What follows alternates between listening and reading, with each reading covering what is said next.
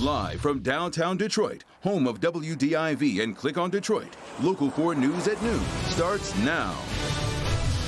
Another shooting on a Metro Detroit freeway coming up here from the victim who was able to keep driving. And former Republican Governor Rick Snyder going against his party. We'll tell you why he says he's voting for Joe Biden. But we do begin with breaking news. Wayne County is in mourning. The sheriff's deputy corporal is killed in an attack at the county jail. That corporal was assaulted by an inmate at the jail in downtown Detroit last night and was rushed to the hospital, but that's where he died. He's Corporal Brian Searcy, just 50 years old. The 18-year veteran of the Sheriff's Department leaves behind a wife and a daughter. Local 4's Sean Lay joins us now this afternoon, and the sheriff just spoke in a very emotional news conference. Sean, there's an investigation underway into how this all happened.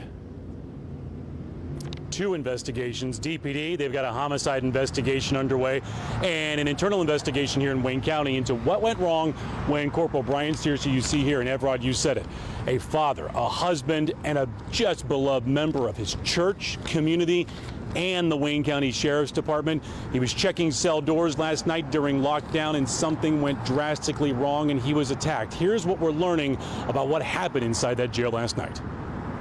It happened here at the Wayne County Jail Division 2 building downtown, 10 o'clock last night.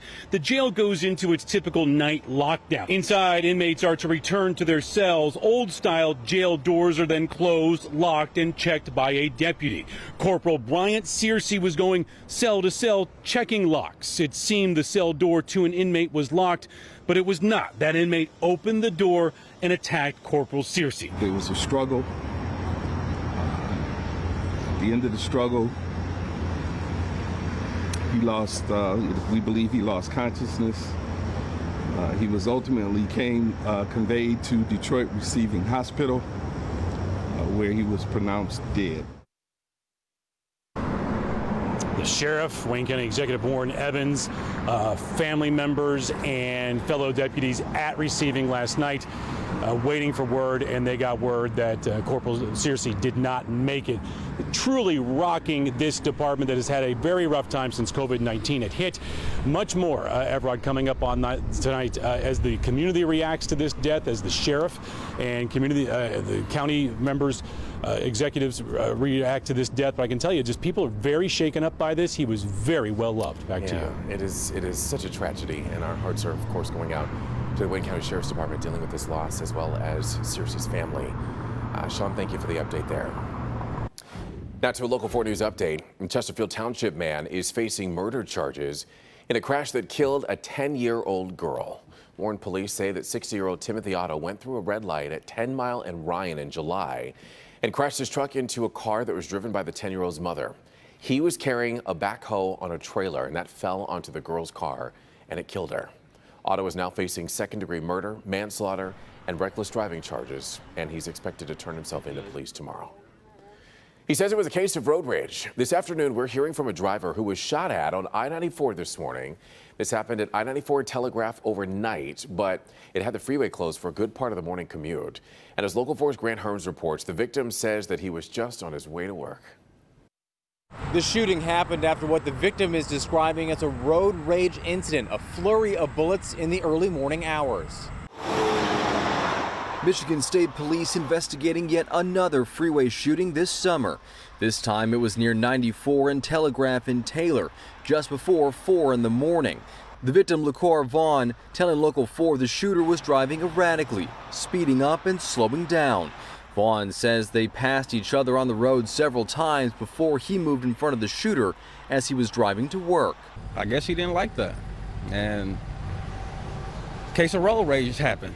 Vaughn says that's when the driver of what Michigan State Police believe is a white Pontiac began following Vaughn before opening fire. Vaughn guesses 5 to 7 shots, one of those hitting his car right through the windshield. That case of road rage shutting down I-94 just as morning traffic started to pick up. That's very close, especially where Michigan State Police said that it should have been. That was very close.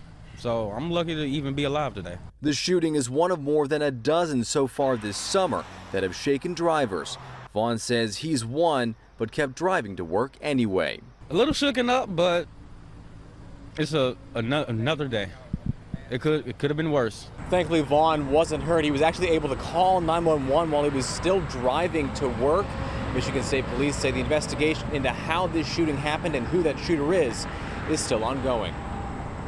In Taylor, Grant Herms, Local 4. All right. Thank you, Grant, for the update there. We do want to keep you updated now on our forecast on this, third day of September, Brandon, as we inch closer and closer to this holiday weekend.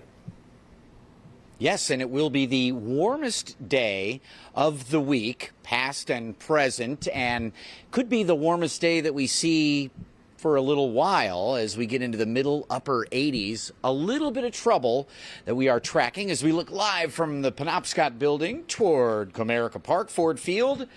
Boy, that sky looks nice. Just a couple of clouds. 79 degrees. We've got a southwest wind at 16.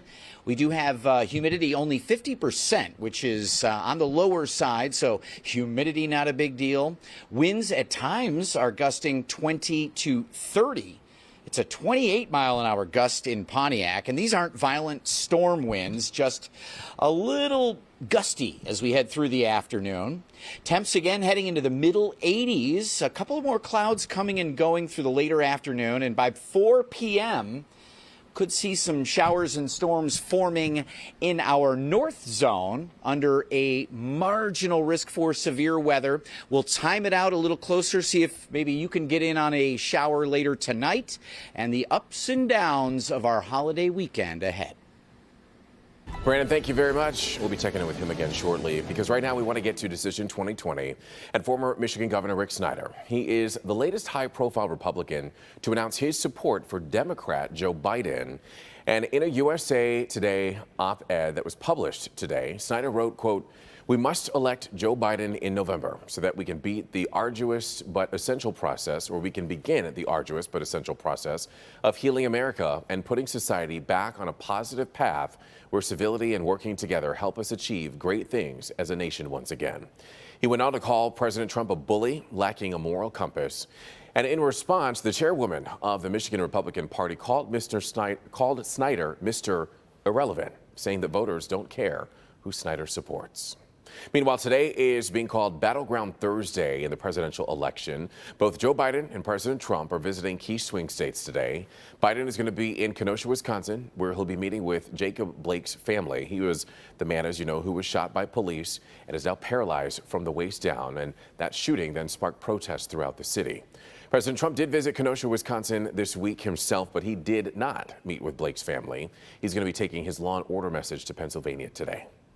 Today, the Department of Justice gave an update on Operation Legend. That's the move to bring federal agents to Detroit. The feds say that 41 defendants have been charged with federal offenses, 17 for drugs, 21 for guns, and then 3 others have been charged with other violent crimes. Friends and family are paying their final respects now to former State Representative Alma Stallworth. We want to show you a live picture now of the funeral service that is happening. It's over at the Aretha Franklin Amphitheater here in downtown Detroit, just off Jefferson. Stallworth served in the Michigan House of Representatives from 1970 to 2004, and she died after a battle with cancer at the age of 87. 2020 is the year of the road trip. 97% of travelers say that they went by car this summer. Coming up, tips from AAA on how to maximize the Labor Day weekend while staying safe. But first, new insight from Dr. Anthony Fauci about when a coronavirus vaccine might be widely distributed here in the U.S.